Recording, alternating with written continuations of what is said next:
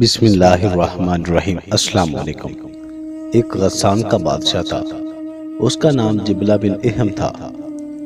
اس کے دل میں ایمان کی شمع جگمگا اٹھی۔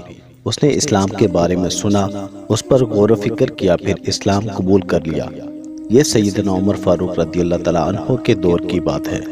مسلمانوں کو اس کے اسلام لانے کی خبر ملی تو بہت خوش ہوئے۔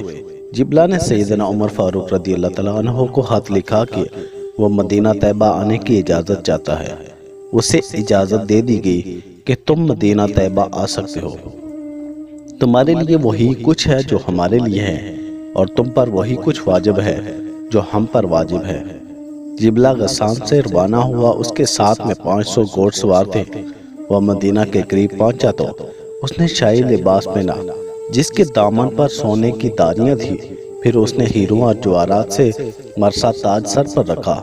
اس کی گھوڑ سوار نے بھی بہترین لباس پہنے۔ جب وہ مدینہ میں داخل ہوا تو اہل مدینہ یہ منظر دیکھنے کے لیے باہر نکل آئے۔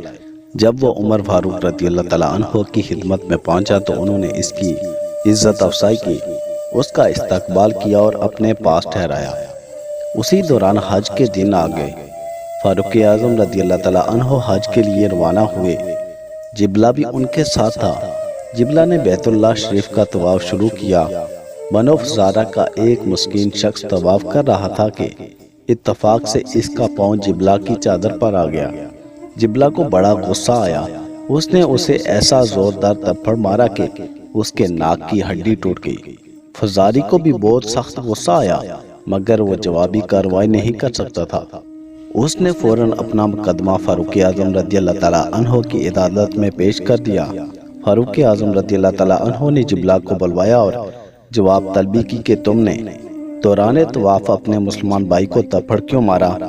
تم نے تو تھپڑ سیدھ کر کے اس کی ناک ہی توڑ ڈالی، آخر تم نے ایسا کیوں کیا؟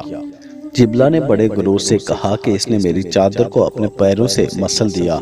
اس کی یہ مجال، اگر مجھے مقدس گھر کی حرمت اور عزت کی پرواہ نہ ہوتی تو میں اس کی گردن اڑا دیتا۔ فاروق اعظم رضی اللہ تعالیٰ عنہ نے فرمایا، جبلہ تم نے اپنی غلطی کا اعتراف کر لیا ہے کہ واقعی تم نے اسے تھپڑ مارا ہے۔ اب تمہاری نجات کے لیے ایک ہی حل ہے کہ کسی طریقے سے اسے راضی کرو، ورنہ جبلہ کے وہم و گمان میں بھی نہیں آ سکتا تھا کہ اسے بھی بدلہ لیا جا سکتا ہے۔ اس نے فوراً پوچھا، ورنہ کیا ہوگا؟ ارشاد ہوا کہ اس فزاری سے کہا جائے گا کہ وہ آگے بڑھے اور تمہارے منہ پر ویسا ہی تھپڑ مار کر اپنا بدلہ لے لے۔ جبلہ کہنے لگا، اچھا تو کیا وہ مجھ سے بدلہ لے گا؟ میں ایک بادشاہ ہوں اور وہ ایک ادنا سا بے حیثیت آدمی۔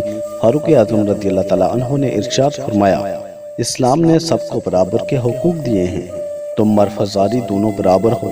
اسلام کی نظر میں صرف وہی شخص افضل و اعلیٰ ہے جو تقوی کے لحاظ سے بہتر ہے۔ سبحان اللہ، یہ تھا اسلام کا انصاف۔ جبلہ کو اس قسم کے مساوی سلوک کا وہم و گمان بھی نہ تھا۔ اس نے کہا کہ میں اس صورت میں دوبارہ عیسائی بن جاتا ہوں۔ ارشاد ہوا، جو شخص اپنے دین یعنی اسلام سے پھر جائے، اس کی روح سے اس کی سزا موت ہے۔ جبلہ کہنے لگا، امیر المومنین، اس صورت حال پر غور کرنے کے لیے مجھے کل تک کی مہلت عطا فرمائیں۔ فاروق اعظم رضی اللہ تعالیٰ عنہ نے مہلت دے دی۔ رات کا کچھ حصہ گزرا تو جبلہ اپنے ہمراہیوں کے ساتھ مکہ مکرمہ سے نکل بھاگا۔ وہ قسطنطنیہ پہنچا، جہاں اس نے دوبارہ عیسائیت قبول کر لی۔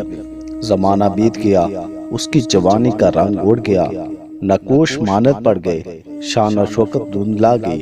اسے اسلام کے ایام یاد آ گئے، نماز اور روزے کی لذت بیدار ہونے لگی۔